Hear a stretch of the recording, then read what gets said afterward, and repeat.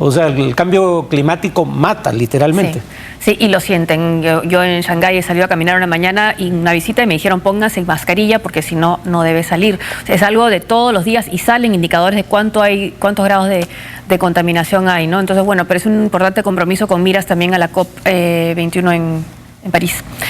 Vamos a otro tema. El gobierno boliviano inició una campaña para el referéndum sobre la reelección de Evo Morales. El Parlamento aprobó la ley que plantea reformar la Constitución para permitir un mandato y 2 reelecciones consecutivas.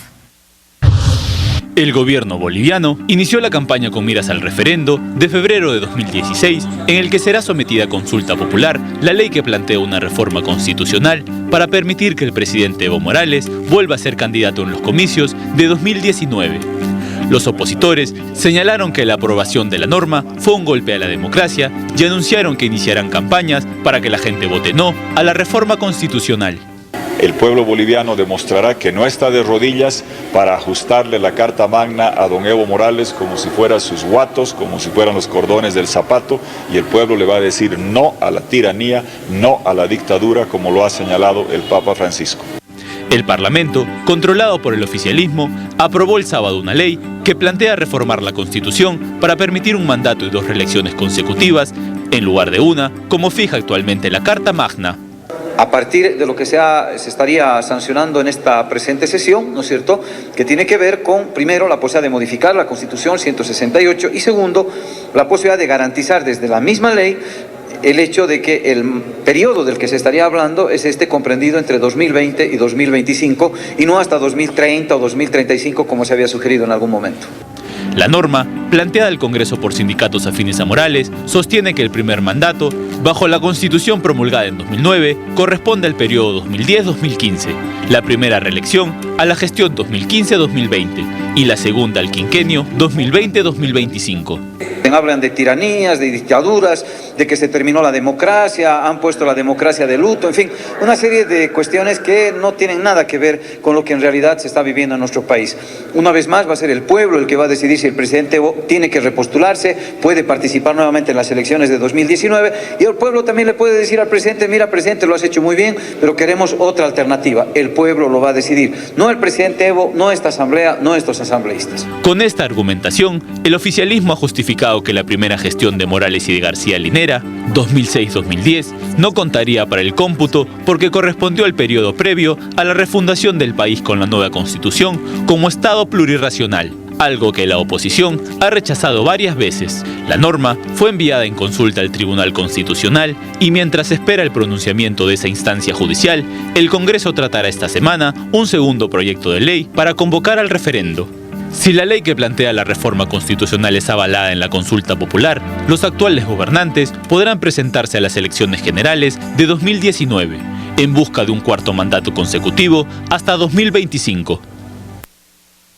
Bueno, comentábamos fuera de cámaras con Farid que Bolivia tiene en común con el resto de países del ALBA el que sus mandatarios quieren permanecer en el poder, reelecciones indefinidas o reelecciones constantes, pero a diferencia de otros países del ALBA, su economía parece estar marchando bien.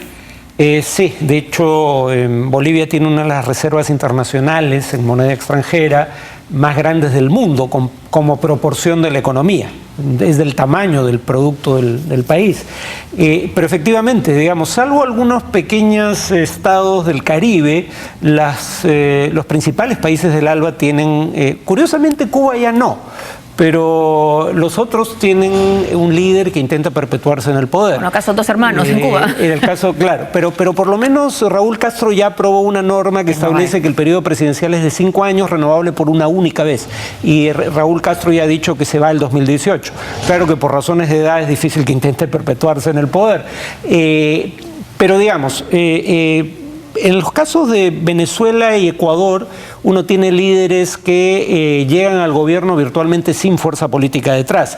Y ahí es más entendible que intenten perpetuarse en el poder. Los casos de Nicaragua y Bolivia son más preocupantes porque sí hay un partido político digno de ese nombre, el Frente Sandinista para la Liberación Nacional, que ganó una guerra civil, así de fuerte era, y el MAS, que no es un mero instrumento personal de Evo Morales, que es una fuerza política con vida orgánica, y sin embargo son incapaces esas fuerzas políticas de crear recambios generacionales, ¿no?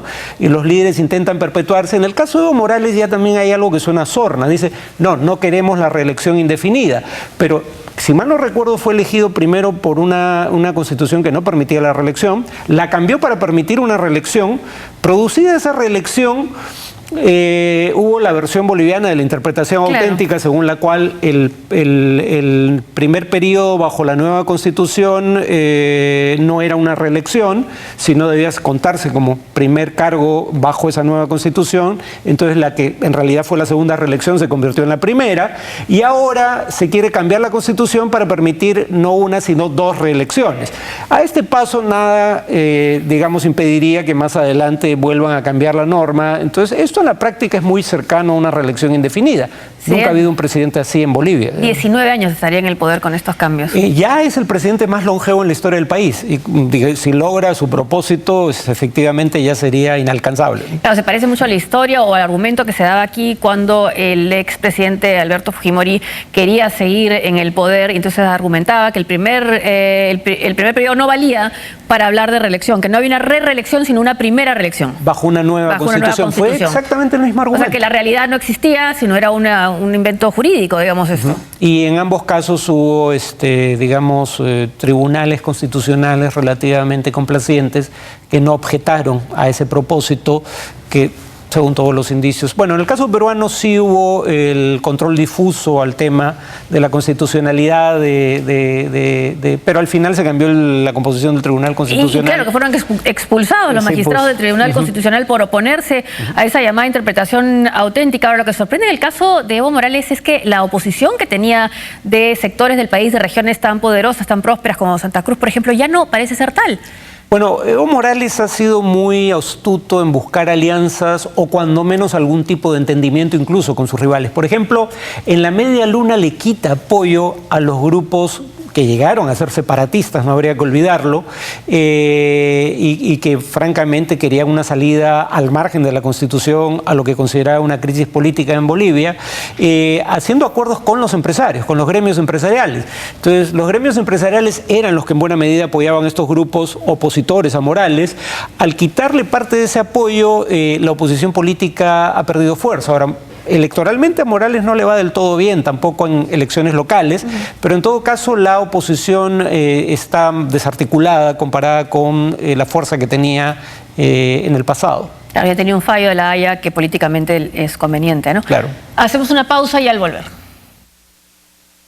No es pausa, vamos primero con México. A un año de la desaparición de los 43 estudiantes normalistas, aún hay muchas interrogantes que las autoridades no aclaran. La población salió a protestar a las calles. A viva voz cantando "No somos todos señores, nos faltan 43" y buscando respuestas a muchas interrogantes, cientos de personas, incluyendo familiares y amigos de los estudiantes, salieron a las calles para conmemorar un año de la desaparición de los normalistas de la escuela de Ayotzinapa. Traemos el recuerdo que la desaparición de estos jóvenes se dio cuando se dirigían en un bus a Iguala, donde recaudarían fondos para una próxima protesta que se iba a llevar a cabo en la Ciudad de México. Según las autoridades judiciales, el exalcalde de Iguala, José Luis Abarca, ordenó el ataque y está actualmente encarcelado junto a su esposa. Sin embargo, el gobierno ha sido acusado de tener poca voluntad para investigar lo que realmente ocurrió. Con la marcha, las familias buscan que las autoridades no cierren las investigaciones de la desaparición de los estudiantes.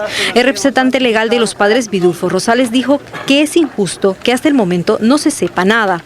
Esta llama de indignación que a un año sigue vigente, sigue todavía encendida y que sigue reclamando verdad y justicia por estos hechos. Porque nos queda claro que esto no debe quedar en el olvido, nos queda claro que pues esto debe Debe esclarecerse plenamente y sancionarse a los responsables y adoptar medidas para que estos hechos no vuelvan a ocurrir. Recordemos que los familiares e incluso expertos de la Comisión Interamericana de Derechos Humanos han puesto en duda la versión oficial sobre la desaparición de los 43 estudiantes.